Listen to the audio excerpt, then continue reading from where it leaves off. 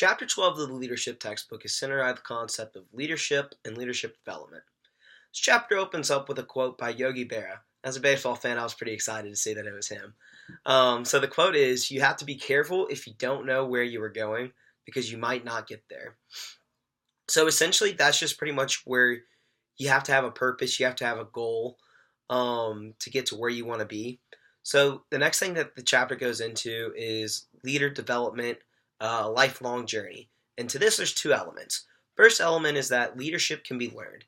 Individuals can expand their leadership capacities at any age. People do learn, grow, and change. Next is that leader development helps to make a person effective in a variety of formal and informal leadership roles. The next thing that it goes into is seeking out leadership learning opportunities. So this comes from another quote from JFK, and that is, "Leadership and learning are indispensable to one another." So seeking out the learning opportunities, there's three things that you have to do. That's individual preparation, socializing company vision and values, as well as strategic leadership initiatives.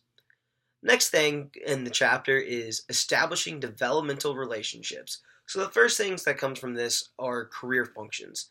That includes sponsorship, coaching, protection, and challenging assignments.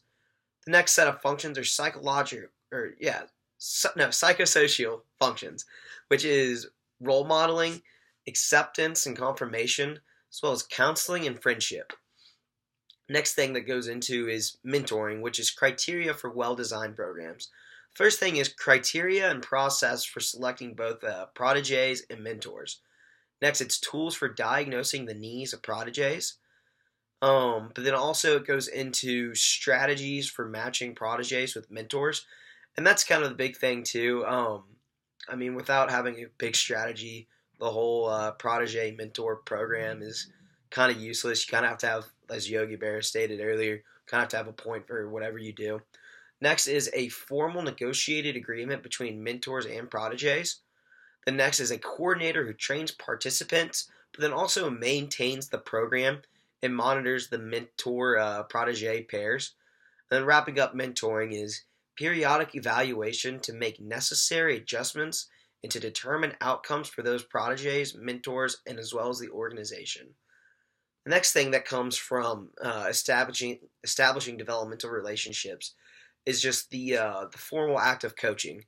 And the things that you need to look out for here are to avoiding these pitfalls, which is 1, the failure to commit, 2, setting unrealistic expectations, 3, being too defensive, so defensiveness.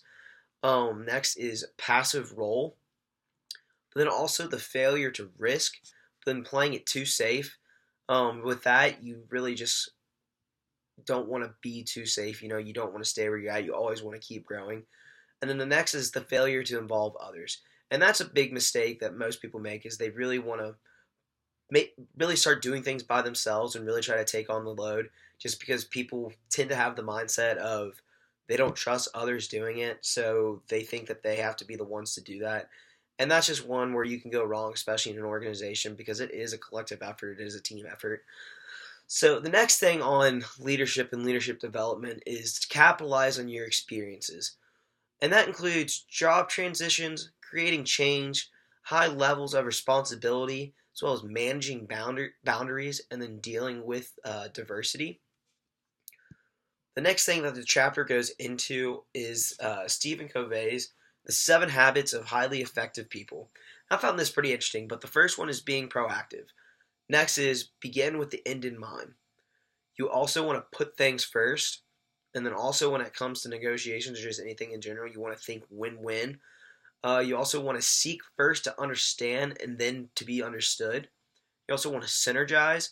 And then, as the old saying is, sharpen the saw. Then leads into another person's perspective, which is Kevin Cashman. And that is his leadership from the inside out. So there's 7 pathways. First one being personal mastery, which is leading with awareness and authenticity.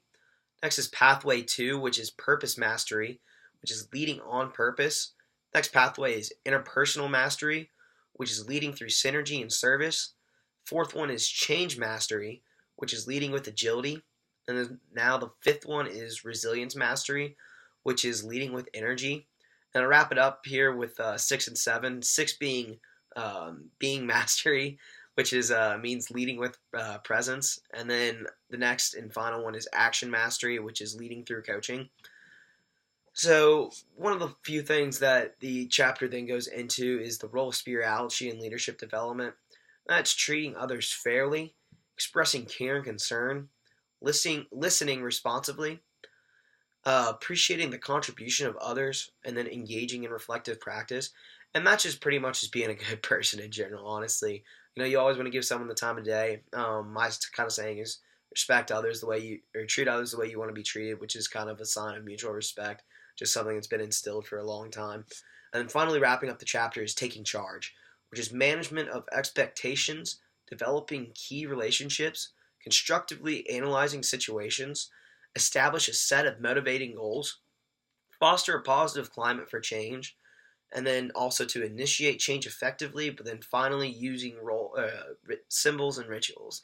So that is chapter 11, leadership and leadership development.